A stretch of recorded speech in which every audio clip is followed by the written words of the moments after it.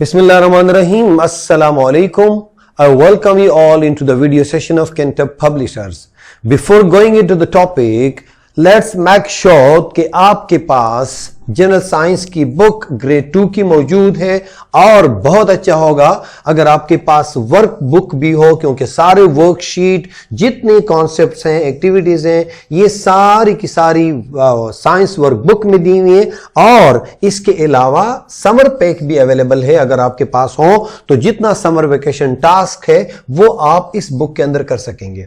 इसके अलावा अगर आपको साइंस की रिसोर्स पैक की जरूरत है जिसमें सारे solutions and guidelines for the teacher and parents मौजूद है, ये भी कैंटब पब्लिशर्स के ऑफिशियल वेबसाइट पे डाउनलोडेबल फॉर्म में अवेलेबल है।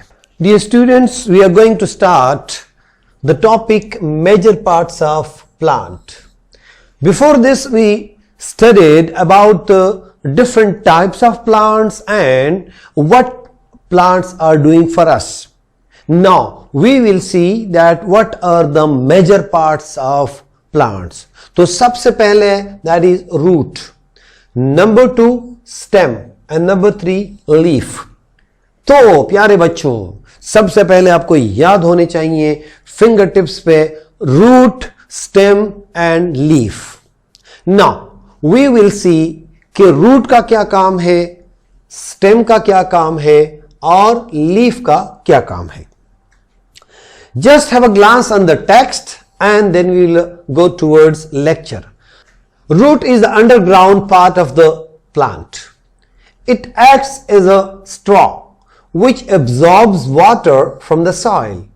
Roots help the plant to anchor into the soil. Some roots are edible. Edible are those roots which we can eat. They store nutrients and become thick. We usually use them in our daily diet. For example, carrot, radish and turnip. Did you see carrot? Yes. Gajar. Do you like to eat? Okay. And radish and turnip. So these are those roots which we eat in our routine. And number 2 is stem. Stem is the aerial part of the plant. Aerial means which is above the ground and that is in air. It gives support to leaves and branches.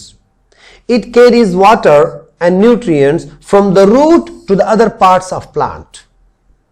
And number 3, leaves.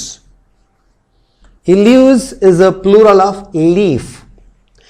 Leaves are also the aerial part of the plant. They are green in color.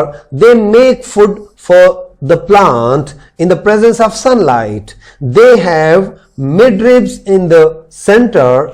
Veins arise from midrib. A leaf has a leaf stalk, petioles, through which leaf is attached to the stem. प्यारे बच्चों, while going to this text, now we are coming here. See this plant and this is ground.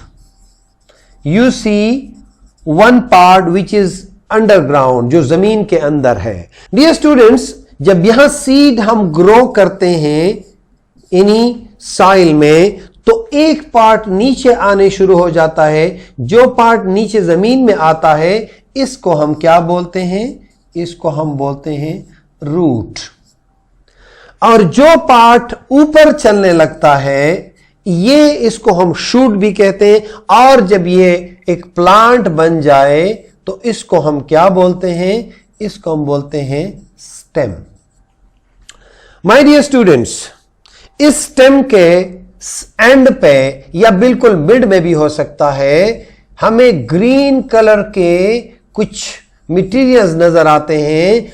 इसको क्या कहते हैं? This is leaf.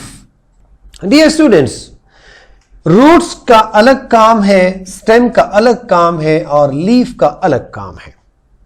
मुख्तलिफ can functions they perform.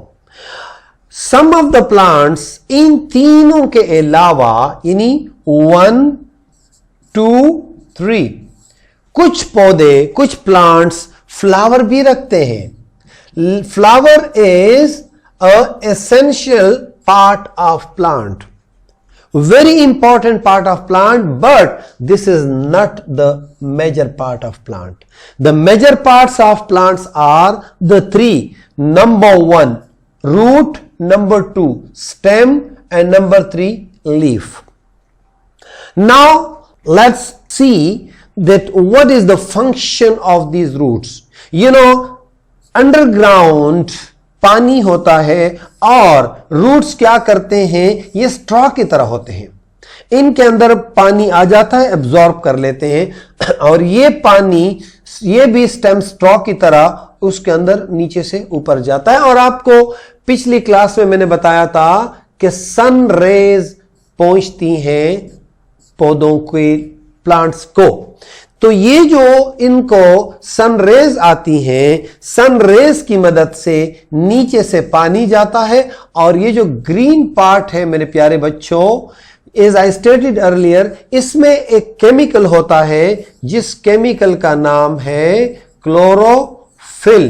ये जो chlorophyll है ये क्या करता है, ये क्लोरोफिल की मदद से, की मौजूदगी में, सनलाइट की मदद से पौधे खुराक तैयार करते हैं और जब ये बन जाए तो ये खुराक वापस स्टेम में भी आता है और रूट्स में भी आता है। और ये जो छोटा प्लांट होता है ये बड़ा किस मदद से होता है, ये उस खुराक से बड़ा होता है जो खुराक पौधे खुद बनाते हैं। और जो भी जानदार अपनी खुराक खुद बनाते हैं उसको बोलते हैं ऑटोट्रफ, और जो खुद नहीं बनाते उनको कहते हैं हेटेरोट्रफ।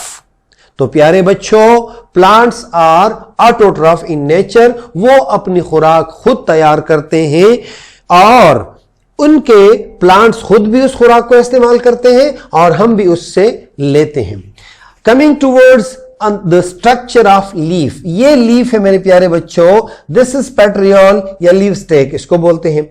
दरमियान में एक थोड़ा सा वेन की तरह, यानी खदरे तिक एक तार जैसे गए होता है, इसको बोलते हैं मिडरिब। और इस मिडरिब के में अंदर छोटे छोटे और वेन्स होते हैं, उनको वेन्स कहते हैं। और at the end of the leaf blades की तरह शक्लें होती हैं और इनको ब्लेड कहते हैं। और एक पोर्शन जो इस तरफ होता है पत्ते का, उसको लमिना कहते हैं। तो प्यारे बच्चों, ये थी थोड़ी सी explanation about the structure of leaf. Leaf के मुख्तलिफ टाइप से वो हम अगली क्लास में पढ़ेंगे। यहां तक आज के सेशन के लिए काफी है, लेकिन आते हैं आपके होमवर्क की तरफ। आपने होमवर्क में अपना वर्क बुक उठाना है और वर्क बुक में यानी इस टॉपिक के ऊपर जितनी एक्टिविटीज है वो आपने आज ही सॉल्व करनी है। और इसके साथ आपको ऑलरेडी पता है the summer pack is also very important, so you open your summer pack and label all the diagrams of root, stem and leaves. Thank you very much dear student. See you in the next class. Allah Hafiz.